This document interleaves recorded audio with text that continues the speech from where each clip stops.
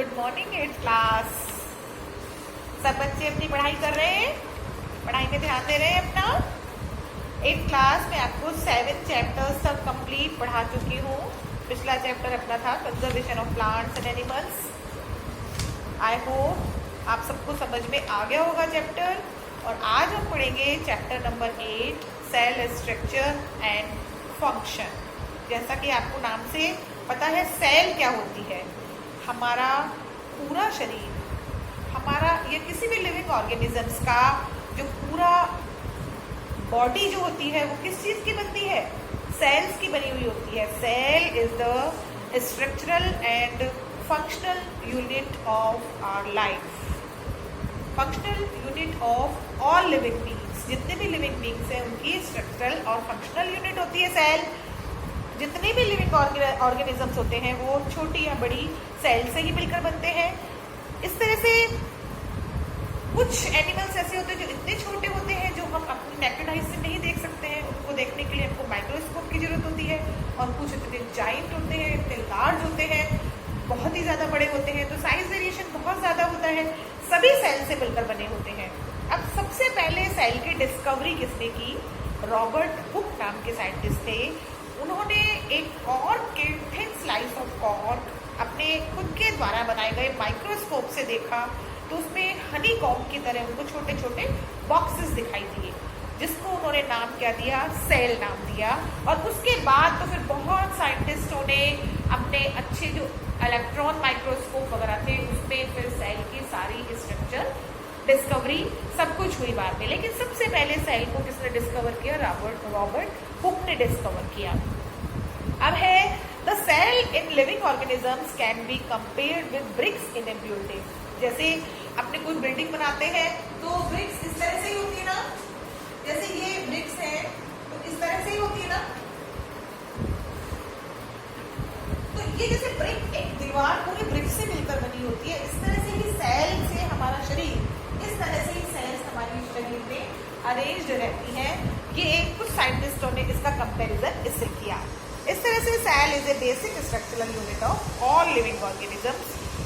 अब देखिए, सेल में organisms show variety in cell number, shape and size. जितने भी ऑर्गेनिजम्स होते हैं लिविंग ऑर्गेनिज्म, हर एक किसी के अंदर सेल का नंबर्स भी अलग अलग। किसी के अंदर कोई यूनिसेल्युलर होता है, कोई मल्टीसेल्युलर होता है, किसी के अंदर बहुत सारी सेल्स पाई जाती है, किसी के अंदर शेप अलग होती है, किसी की साइज अलग होती है। तो सबसे पहले हम पढ़ रहे हैं number of cells. Number of cells के अकॉर्डिंग दो तरह के एनिमल्स या ऑर्गेनिजम्स होते हैं। एक होते हैं यूनिसेल्युलर, जो सिर्फ जिनके पास एक सेल होती है, और एक होते हैं मल्टीसेल्युलर, जिनके पास एक, दो या दो से ज़्यादा सेल्स पाई जाती हैं। सिंगल सेल्स में देखिए, जैसे वो अमीबा है, यूग्लिना है, ये सिंगल सेल वाले एनिमल्स हैं जो कि सिर्फ एक सेल से ही अपने जितने भी अपने ऑर्गन के जितने भी फंक्शंस होते हैं, जैसे रेस्पिरेशन होता है, एक्सक्रीशन होता है, रिप्रोडक्शन होता है, नर्वस सिस्टम, जैसे जो भी मतलब होता है, सब कुछ जो हमारे अंदर चल रहा है वो सिंगल सेल से ही पूरा करते हैं। ठीक है। और मल्टी सेल्यूलर ऑर्गेनिजम्स होते हैं, उनके अंदर दो से ज़्यादा, थाउजेंड्स, मिलियन ऑफ सेल्स पाई जाती हैं। और इनके ऑर्गेनिज्म जो है उनके अंदर, फिर मैं आगे बताऊंगी आपको किस तरह से सेल से ऑर्गन बनते हैं, टिश्यू बनते हैं, मैं आगे समझाऊंगी अभी आपको। फिर है शेप ऑफ सेल्स। हर एक एनिमल्स में, लिविंग ऑर्गेनिजम्स में साइज भी अलग अलग होता है, तो शेप भी अलग अलग होती है उनकी। जैसे किसी के अमीबा है, जैसे amoeba has no shape. Amoeba single cellular organism है जिसके अंदर कोई शेप नहीं होती। It has projections called pseudopodia. Amoeba देखिए इस तरह का एनिमल है, आपके वैसे पता होगा आपको, अमीबा इस तरह का एनिमल है। और इसके अंदर ये जो प्रोजेक्शन निकले होते हैं इनको बोलते हैं सूडोपोडिया। बीच में न्यूक्लियस पाया जाता है, और ये कभी ऐसे, कभी इसकी शेप ये भी हो सकती है, इसकी शेप ये भी हो सकती है, अलग अलग शेप वाले होते हैं अमीबा जो होते हैं। तो ये जो इनके जो प्रोजेक्शन जो बाहर निकले हुए होते हैं इनको बोलते हैं सूडोपोडिया। और ये एक ही सेल से अपने सारे फंक्शंस करता है। ठीक है। इसी तरह से व्हाइट ब्लड सेल्स जो होती हैं, जो हमारे अंदर पाई जाती है, WBC, ये irregular, have no shape. This has them squeeze out of the blood capillaries by changing their shape. Muscle cells होती हैं तो वो सिलेंड्रिकल होती है, स्पिंडल शेप होती है, टू गिव दैम स्ट्रेंथ। और नर्व सेल्स होती है तो वो स्टार शेप भी हो सकती है, long axon to receive transfer messages. मतलब हर एक सेल जो होती है वो अलग अलग शेप में होती है। आगे पढ़ेंगे अपन चैप्टर में। और साइज में देखिए तो स्मॉल सेल लाइक बैक्टीरिया जिनकी केवल 1 माइक्रो म्यू, इस म्यू का मतलब ये जो साइज दे रखा है इसको माइक्रो बोलते हैं इसको, ये बहुत ही छोटी यूनिट होती है। इतनी छोटी सेल से लेकर कितने कितने जो नर्व सेल्स होती हैं ये 1 मिलीमीटर से 40 मिलीमीटर तक होती है। Eggs of birds are large cells. The largest cell is an ostrich egg. Ostrich का एग जो है वो लार्जेस्ट सेल का एग्जाम्पल है, इतनी बड़ी बड़ी सबसे बड़ी सेल का एग्जाम्पल है। मेजरिंग 170 मिलीमीटर इंटू 130 मिलीमीटर होता है इसका साइज। तो इस तरह से हर एक जो सेल्स होती है वो अलग अलग तरह की होती है, अलग अलग साइज की होती है। ठीक है, अब हम पढ़ेंगे सेल, टिश्यू एंड ऑर्गन्स। हमारे शरीर में जो सेल्स होती हैं वो अरेंज रहती हैं। ठीक है, all living organisms are made up of cells and tissues जो होते हैं वो सेल से मिलकर बनते हैं। सेल्स आपस में 2 या 2 से ज्यादा सेल मिलकर क्या बनाती है, टिश्यू बनाती है, और टिश्यू का फंक्शन अलग होता है। और ऑर्गन क्या होते हैं, टिश्यूज जो होते हैं वो मिलकर ऑर्गन बनाते हैं, और ऑर्गन मिलकर क्या बनाते हैं, ऑर्गन सिस्टम बनाते हैं। तो इस तरह से हम लिख सकते हैं, देखिए सबसे छोटी यूनिट क्या है हमारी, सेल। सेल के बाद क्या बना, टिश्यू, और टिश्यू से क्या बना, ऑर्गन, और ऑर्गन से क्या बना, ऑर्गन सिस्टम,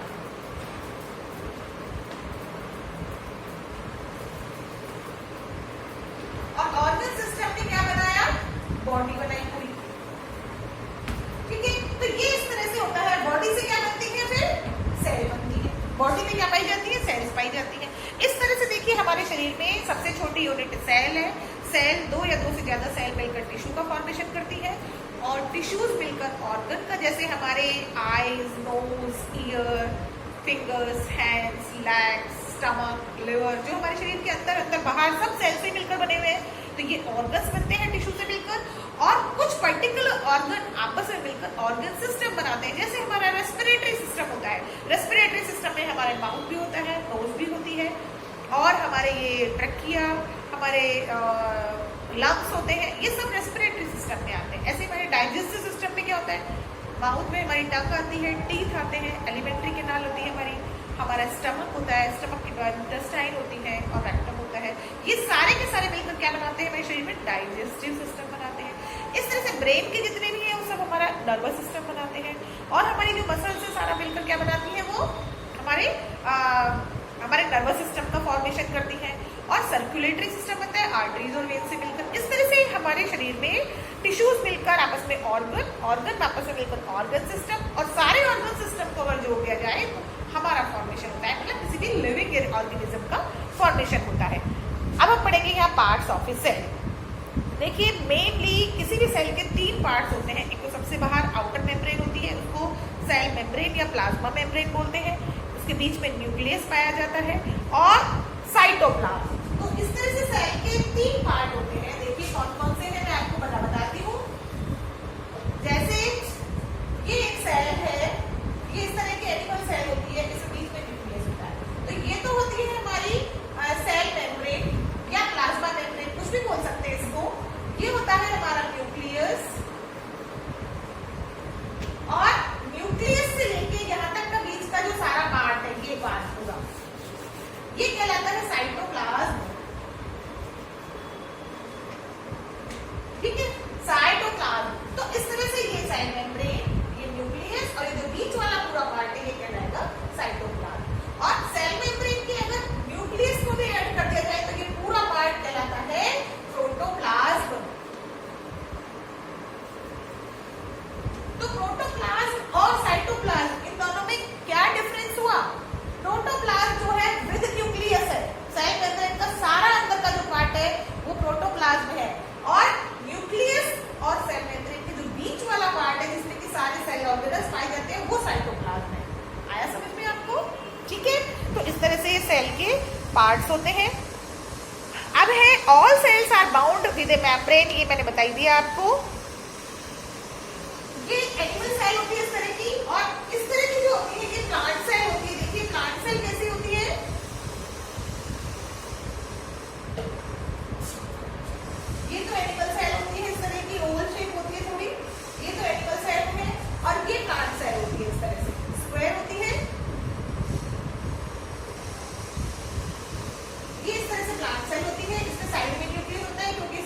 वैक्यूल्स पाई जाती है इसलिए, और इसमें ये सेल मेम्ब्रेन होती है तो इसमें सेल वॉल होती है, सेल वॉल पाई जाती है ये, जबकि ये सेल वॉल इसमें नहीं पाई जाती, इसमें सिर्फ सेल मेम्ब्रेन पाई जाती है।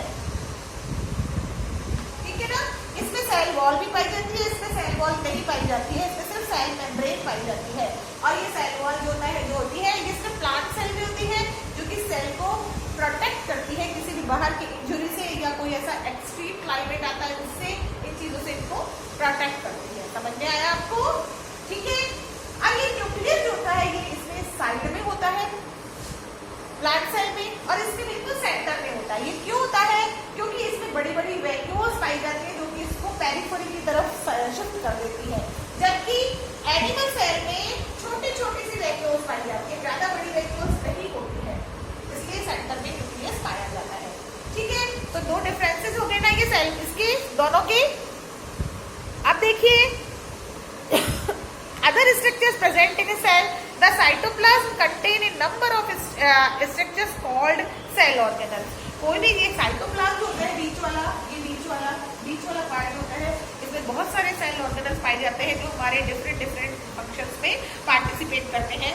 जैसे the most conspicuous cell organelle is nucleus, सबसे पहले बीच में न्यूक्लियस पाया जाता है। Apart from nucleus some other cell organelles are mitochondria, endoplasmic reticulum, ribosomes. Beside these organelles, plant cell also have plastids. Green plastids called chloroplasts have chlorophyll and carry out photosynthesis. Some of these organelles are visible under the compound microscope, while others can be seen through an electron microscope. कुछ animal cell में और plant cell में difference ये भी है कि plant cell में chloroplast पाए जाते हैं, क्लोरोफिल पाया जाता है, जो कि फोटोसिंथेसिस में काम आता है। फोटोसिंथेसिस क्लोरोफिल के द्वारा ही होता है, इसीलिए ग्रीन प्लांट जो होते हैं वो फोटोसिंथेसिस प्रोसेस में क्लोरोफिल का यूज करते हैं, सनलाइट, ऑक्सीजन और वाटर की प्रेजेंस में। ठीक है, ये लेकिन एनिमल सेल में ही कर सकते हैं। ये एक डिफरेंस और हो गया। तो तीन डिफरेंस बता दिए मैंने आपको प्लांट सेल और एनिमल सेल में, जबकि ये क्लोरोप्लास्ट, क्लोरोफिल एनिमल सेल में नहीं पाए जाते हैं। ठीक है, और देखिए some of these organelles are visible and कुछ ऑर्गेनल्स होते हैं वो बड़े बड़े होते हैं जो कि कंपाउंड माइक्रोस्कोप में भी देखे जा सकते हैं, लेकिन कुछ ऐसे होते हैं जिनको देखने के लिए इलेक्ट्रॉन माइक्रोस्कोप को यूज में लेना पड़ता है। तो सेल मेम्ब्रेन क्या है? सेल मेम्ब्रेन जो होती है सब बाहर वाली, ये थिन मेम्ब्रेन होती है जो बाहर और अंदर आने जाने से किसी भी पदार्थ को, किसी भी मैटर को रोकती है, अंदर आने के लिए भी और बाहर जाने के लिए भी सेल मेम्ब्रेन ही फंक्शन करती है। And it separates the content of a cell from its surrounding medium and also separates one cell from another. It protects the inner content of a cell and acts like a mechanical barrier. It is selectively permeable membrane allows some, इसमें cell membrane में छोटे pores पाए जाते हैं cell membrane में, जो कि बाहर से जैसे पानी वगैरह या कोई भी ऐसा न्यूट्रिएंट्स जो होते हैं वो सेल के अंदर आते हैं पोर से, और अंदर का जो वेस्ट होता है वो बाहर निकलता है, इसलिए इसको सेलेक्टिवली परमिएबल मेम्ब्रेन कहा जाता है। ठीक है, साइटोप्लाज्म में जेली लाइक होता है जिसके अंदर की सारे जितने भी ऑर्गेनल्स होते हैं वो पाए जाते हैं। जैसे एक न्यूक्लियस, अब ये मैंने आपको सेल किसका बता दिया, मेम्ब्रेन का बता दिया। न्यूक्लियस देखिए, न्यूक्लियस जो होता है वो बॉस ऑफ द सेल कहलाता है, क्योंकि जितनी भी एक्टिविटीज होती है सेल की उस पर कंट्रोल रखता है न्यूक्लियस। ठीक है, न्यूक्लियस में बाहर देखिए न्यूक्लियर मेम्ब्रेन पाई जाती है, बीच वाला न्यूक्लियोप्लाज्म होता है, इसमें क्रोमेटिन मटेरियल क्रोमोसोम्स पाए जाते हैं। न्यूक्लियस में आप बुक पे देखिए न्यूक्लियस दिख रहा है, इसमें थ्रेड लाइक स्ट्रक्चर पाई जाती है न्यूक्लियस में, इनको बोलते हैं क्रोमेटिन नेटवर्क। ये क्रोमोसोम्स होते हैं, रिप्रोडक्शन के समय पे, रिप्रोडक्शन के टाइम पे ये सारे के सारे क्रोमोसोम्स बना लेते हैं। ये नेटवर्क जो होता है क्रोमोसोम की तरह अलग अलग हो जाते हैं, और इनके ऊपर जीन्स होते हैं जो कि एक पीढ़ी से, एक जनरेशन से दूसरी जनरेशन में हेरिडिटरी मटेरियल को ले जाने का काम करते हैं। तो इस तरह से न्यूक्लियस हमारे सेल के लिए सबसे इंपॉर्टेंट ऑर्गेनल होता है। ठीक है, फंक्शन देखिए, इसका मैंने बताई दिया, it controls all the activity of the cell, it contains the hereditary information and it is responsible for inheritance of characters from one generation to another generation. अब सेल वॉल के बारे में बता रही हूँ आपको। सेल वॉल जो होती है एनिमल सेल में नहीं पाई जाती है, ये सिर्फ प्लांट सेल में ही पाई जाती है। ये प्रोटेक्ट करती है प्लांट सेल को against variations of temperature, high speed and atmospheric moisture. जो बाहर से डिफरेंट कैलमिटीज होती है उसको बचाने की कोशिश करती है। It provides mechanical strength and shape to the cells. It prevents bursting of plant cell and it is permeable and allows all material to pass through it। जैसे उसमें जो सेल मेम्ब्रेन होती है वो परमिएबल होती है, इसी तरह से सेल वॉल जो होती है वो भी परमिएबल होती है, जो बाहर से अंदर और अंदर से बाहर जाने का काम करती है। ठीक है, अब है वैक्यूल्स। वैक्यूल्स मैंने बताया आपको कि प्लांट सेल में बड़ी बड़ी वैक्यूल्स पाई जाती है जो कि न्यूक्लियस को एक तरफ कर देती है। दो या तीन वैक्यूल्स पाई जाती है बस प्लांट सेल में। ठीक है, तो वो इसके अंदर जो वैक्यूल्स, इसके अंदर सेल सेट हुआ होता है वैक्यूल में। वैक्यूल जो होती है इनके अंदर, दीज आर स्मॉल और large fluid filled sac bounded by membrane. They contain a fluid inside called cell. Animal cell generally contains many small vacuoles. Mature plant cells normally contain one large vacuole and a few small vacuoles. Function है, vacuoles provide turgidity and rigidity to the plant cell. They may contain certain pigments or waste products. अब है plastids. Plastids भी सिर्फ animal plant cell में पाए जाते हैं, animal cell में नहीं पाए जाते हैं, जो कि कलर्स देते हैं। Plastids are spherical or circular structure present in plant cell only. They are bound by double membrane. They are of three types: chloroplast, chromoplast, leucoplast। Chloroplast होते हैं वो ग्रीन होते हैं जो कि फोटोसिंथेसिस में काम आते हैं, लीव्स में पाए जाते हैं। और क्रोमोप्लास्ट जो है रेड, ऑरेंज, येलो कलर्स के पिगमेंट होते हैं, कलर देते हैं फ्रूट और फ्लावर्स को। एंड ल्यूकोप्लास्ट होते हैं कलरलेस प्लास्टिड्स होते हैं, present storage organ like seeds and starch grains में पाए जाते हैं। ठीक है, तो ये हो गए हमारे सारे सेल ऑर्गेनेल्स। अब ये कंपैरिजन मैंने आपको अभी अभी बताया है कि एनिमल सेल और प्लांट सेल में क्या कंपैरिजन होता है। पहला, the cell is enclosed by cell membrane only, the cell wall is absent, और इसमें सेल वॉल प्रेजेंट होती है। इसमें प्लास्टिड्स एब्सेंट होते हैं, इसमें प्लास्टिड्स एब्सेंट प्रेजेंट होते हैं। Animal cell generally number of small vacuoles होती हैं और इसके अंदर प्लांट सेल में 2 या 3 वैक्यूल्स बड़ी बड़ी पाई जाती हैं। ठीक है, तो ये इसके डिफरेंसेस हो गए, ये इसका डायग्राम, ये आपको याद करना पड़ेगा। और सिमिलरिटीज क्या है दोनों में, ये तो डिफरेंसेस हो गए। सिमिलरिटीज क्या है, the basic structure of animal and plant cell is the same. They both have cell membrane that covers the cell. दोनों में सेल मेम्ब्रेन पाई जाती है, इसमें भी और इसमें भी दोनों में सेल मेम्ब्रेन पाई जाती है। साइटोप्लाज्म दोनों में पाया जाता है, jelly like. Ground substance in which the cell organelle are suspended, जिसके अंदर सारे सेल ऑर्गेनल्स पाए जाते हैं। न्यूक्लियस पाया जाता है दोनों में बीच में, जो कि पूरे सेल के फंक्शंस को कंट्रोल करता है। और cell organelles both plant and animal cell contain certain cell organelles like mitochondria, दोनों में पाए जाते हैं। एंडोप्लाज्मिक रेटिकुलम दोनों में पाई जाती है। राइबोसोम्स दोनों में पाई जाते हैं और वैक्यूल्स दोनों में पाई जाती हैं। ठीक है, तो ये आपकी सिमिलरिटीज और डिसिमिलरिटीज हो गई। अब है प्रोकैरियोटिक एंड यूकैरियोटिक सेल्स। क्या है, प्रोकैरियोटिक सेल्स होती है, sales do not have a true nucleus. True nucleus का मतलब उसमें कोई भी न्यूक्लियस के चारों तरफ कोई बाउंड्री नहीं होती है, फैला हुआ होता है, इसलिए इसको बोलते हैं ट्रू न्यूक्लियस नहीं पाया जाता। Their nuclear material is not enclosed by a nuclear membrane, their nuclear material like free in the cytoplasm. ठीक है, the prokaryotic cells do not have cell organelles. Prokaryotic cells जो ज्यादातर है बैक्टीरिया, वायरस, फंगी में पाई जाती है, जो कि माइक्रो ऑर्गेनिज्म होते हैं, बिल्कुल सिंगल सेलुलर होते हैं, उनमें ही पाई जाती है। इसलिए इनके अंदर कोई भी cell organelle, mitochondria, endoplasmic reticulum, ये सब एब्सेंट होते हैं।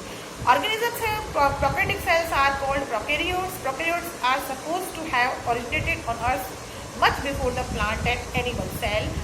Examples of prokaryote bacteria, blue green algae और साइनोबैक्टीरिया, ये छोटे बिल्कुल माइक्रो ऑर्गेनिज्म होते हैं, यही प्रोकैरियोटिक सेल्स होती है इनके अंदर। यूकैरियोटिक सेल हमारे सबके अंदर जितने भी मल्टी सेलुलर ऑर्गेनिज्म होते हैं, इनके सबके अंदर ट्रू न्यूक्लियस होता है, मेम्ब्रेन बाउंड न्यूक्लियस होता है, जितने भी सेल ऑर्गेनल्स हैं वो पाए जाते हैं इनके अंदर। और यूकैरियोटिक सेल्स होती है to be more advance than prokaryotic cells and suppose to have originated later than prokaryotic cell. Plus पहले प्रोकैरियोटिक सेल्स बनी थी, उसके बाद यूकैरियोटिक सेल्स आई है इस अर्थ पे, ऑल एनिमल्स एंड प्लांट्स। ठीक है, तो अब देखिए इसमें प्रोकैरियोटिक और यूकैरियोटिक सेल का डिफरेंस बताया गया है कि न्यूक्लियर मेम्ब्रेन, ये मैंने जो पहले बताया वही है, सारे वही लिखे हुए हैं इसके अंदर सारे, कि कि जैसे देखिए ट्रू न्यूक्लियस इज एब्सेंट, इसमें न्यूक्लियस प्रेजेंट होता है, इसमें न्यूक्लियर मेम्ब्रेन नहीं पाई जाती, इसके चारों तरफ न्यूक्लियर मेम्ब्रेन पाई जाती है। और प्रोकैरियोटिक सेल में मोस्टली सेल ऑर्गेनल्स एब्सेंट होते हैं और इसके अंदर मोस्टली सेल ऑर्गेनल्स पाए जाते हैं। They are supposed to be primitive cells that originated on Earth earlier than eukaryotic cell। मतलब बहुत ही प्रिमिटिव, मतलब बहुत पुराने माने जाते हैं, जो कि ऐसा कहा जाता है कि जितनी भी यूकैरियोटिक सेल्स थी उसके पहले इनका ओरिजिनेट हो चुके थे ये अर्थ पे। और ये जो है कब ओरिजिनेट हुए हैं? प्रोकैरियोटिक सेल्स के बाद ओरिजिनेट हुए हैं। इसका एग्जाम्पल है बैक्टीरिया, ब्लू ग्रीन एल्गी, और इसका एग्जाम्पल है all animals and plant cells. तो ये अपना चैप्टर आज अच्छा चैप्टर है, इंपॉर्टेंट चैप्टर है। इसके क्वेश्चन आंसर भी बहुत इजी है, आप ढंग से पढ़िए, आपको समझ में आ जाएगी। खुद को ही शॉर्ट, वेरी शॉर्ट जितने भी हैं सारे, तो इसकी तो मैं वर्कशीट भेजती हूँ, आपको सिर्फ लॉन्ग आंसर्स करने होते हैं अपने आप। बाकी आप मेरे भेजने से पहले आप करके देखिए, आपको खुद को भी समझ में आ जाएंगे सारे। देखिए आपको मल्टीपल चॉइस तो करने ही नहीं होते, ट्रू फॉल्स करने होते हैं, फिल इन द ब्लैंक्स और गिव वन वर्ड आंसर और वेरी शॉर्ट आंसर और शॉर्ट आंसर्स। तो बहुत छोटे छोटे क्वेश्चन आंसर्स हैं, आप देखिए आपको समझ में आएंगे। मैंने चैप्टर पढ़ाया, आप मेरे को उम्मीद है आप लोगों को समझ में आया होगा चैप्टर। सब बच्चे ध्यान से पढ़िए और मुझे टाइम पे फटाफट काम भेजते रहिए, ठीक है? Okay, thank you.